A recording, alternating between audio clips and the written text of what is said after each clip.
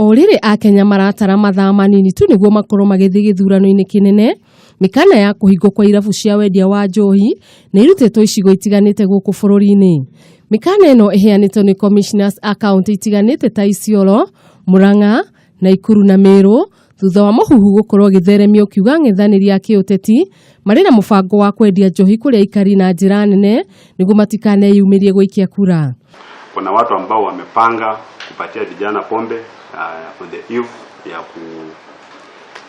ya uchaguzi ili walewe wasipige kura. Ona gũkĩrĩ ũguo kamishna aya nĩmerĩire aikari a kaunti icio ũgitĩri mũkinyanĩru hĩndĩ na thutha wa gĩthurano kĩrĩa gĩgatabanio muthenya wa ruciu. Usalama tumeweka ya kutosha.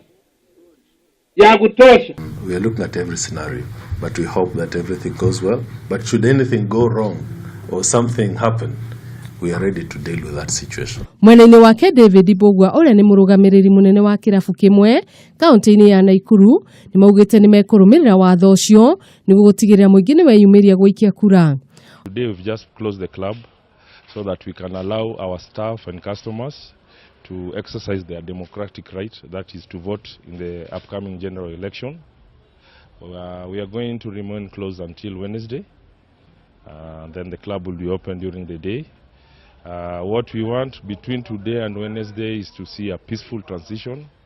People vote peacefully, and we are back to business on Wednesday. Oho Akenya nĩ moritio gũthingata thayũ oro ũndũ ũmwe na kũrũmĩrĩra watho wa kamĩtĩ ya ithurano na mĩhaka, na arĩa megũthiĩ mũgarũ na watho nĩ megũtacũkĩrio makinya mahiũ ma kĩwatho.